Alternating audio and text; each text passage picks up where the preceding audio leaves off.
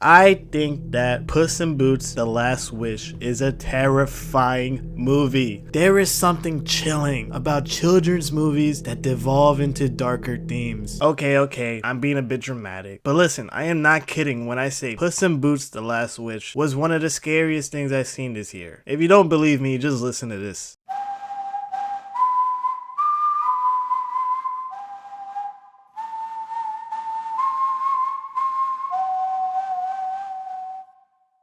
The opening act is a showboating spectacle which characterizes our main character purely through his mannerisms and amazing action sequences inspired by the Attack on Titan show, illustrated in wonderful Spider-Verse animation. The first 10 minutes of this movie is the definition of a good time. It's so fun and filled with so many singing moments and action sequences that it rivals the Amazing Spider-Man's first 10 minutes. Puss is just a charismatic machine in a party that looks like it was ripped straight out of Damien Chazelle's Babylon. You're also moving your booty to that catchy soundtrack. Who is your favorite fearless hero?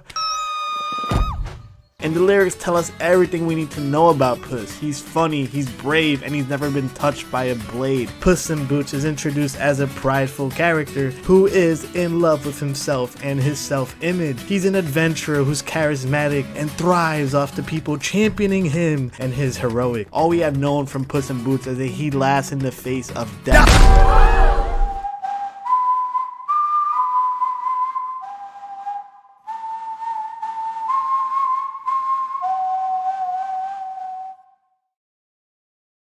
Puss is approached by a wicked, nameless, red-eyed wolf. He takes out Puss's wanted poster and asks him to sign right here where it says death. The two begin to fight, but it is very clear the wolf seems to be one step ahead of him the entire time, calculating his every move and punishing accordingly. The fight concludes when the wolf slices Puss's forehead for what seems to be the first time in his life, and streams of blood, yes, blood in a PG animated film drips down his face. The wolf picks up the scent of the blood and gets eerily excited to dispatch the cat, dragging his twin sickles across the floor as sparks fly in a shot that looks straight out of a horror film. His name is Death, and Death orders Puss to pick up his sword so he can finish the job, but our hero flees out of fear instead, leaving behind his iconic weapon. The wolf can easily chase him down right then and there, but he enjoys the chase, the thrill of the hunt. Rushing is not in his best interest, so he decides just to wait a little longer.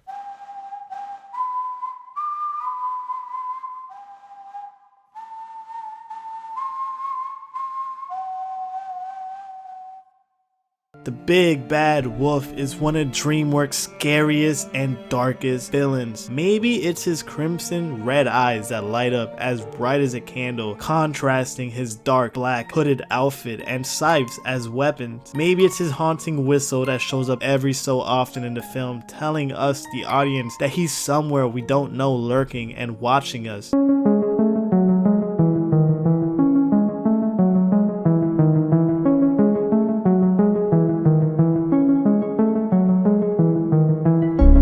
But what was truly scary about El Lobo, Death, the big bad wolf, whatever you want to call him, was the effect he has on our legendary hero. Seeing Puss stare directly into the red eyes of Death, we see him go through an existential crisis in which he must contend with his own morality for the first time. I mean, for fuck's sakes, we see Puss having an anxiety/panic attack in the middle of the woods during a kids movie. In a movie all about coping with an inevitable death, Death being a literal character in the film is nothing short of brilliant, because we, the audience, sees ourselves in Puss's boots.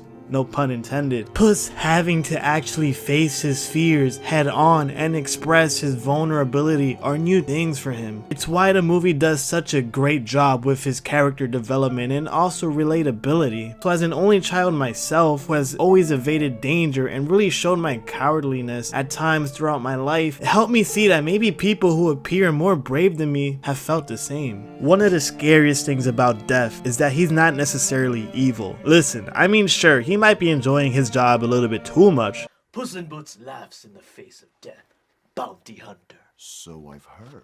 But from his perspective, Puss has been cheating Death as consistently as Disney puts out shitty movies nowadays. Death works through a code of honor, as shown by him kicking back Puss's weapon several times. Puss also understands he can never truly defeat Death, but just keep holding him off for as long as he can. In the final battle between Puss and Death, Puss tells Death he cannot defeat him, and the fight ends in a draw. He only wishes to keep him at bay so he could cherish this one life before later reaches its end. I believe this movie is telling us that mortality and death are what gives life its meaning. Instead of living in fear, we should embrace our remaining time alive with the people closest to us. Just as a good villain should, the wolf successfully moves the plot as well as challenges and grows our main character. The execution is also just perfect, because while the scenes involving Death are absolutely terrifying, the movie takes a page out of Alien and only shows Death very sparingly. We feel his threatening aura, both on screen and off screen. Death is the catalyst for just about everything in this film, and that's particularly why the contrast between the first 10 minutes of this movie and the post-introduction of Death is just brilliant execution by this film. With how little Death shows up in this movie, it's kind of impressive how much he impacts various characters and the narrative. I can see Death on top of the Mount Rushmore of cinema's greatest villains, like the Joker, Darth Vader, and even Hannibal Lecter. And I think having characters like Jack Horner really helps sell the idea that, yeah, this Death guy isn't the true monster of the film. We are given scenes of Jack Horner straight up murdering his henchmen without a single thought of care.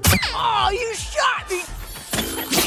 Ah, the sight's off. He's a cruel and sadistic megalomaniac who has a desire to control all magic. For much of the movie, I was just so impressed to see how this film tackled mature themes in a pretty accessible way. We explored fear, anxiety, and even coping mechanisms. There's also an exploration of addiction and how that can have a consequence for your relationships with others. But it's also really cool how a movie about defying death actually also did that in real life. Because if you don't know, this movie has been in production hell for ages. It's not often that a movie that suffered through so much production hell ends up becoming one of the best films of the year, a Black Horse Oscar contender for animated films, and a film that could rival Shrek 2 in a discussion of best DreamWorks movies ever. This cast is also just super stacked, with surprise appearances from John Mulaney and Florence Pugh. Antonio Banderas is the star of the show and continues to be a great Zorro. Oops, I mean Puss in Boots. If I were to rate this movie, it would be an easy 5 out of 5 and one of my favorite films of 2022. I love the cast, I love the story, and I love how the film reinvented how animated films should look, with their oil painting distinct style and clear influences from Into the Spider-Verse. We've had terrifying villains such as Death and Jack Horner, but the true terror of this movie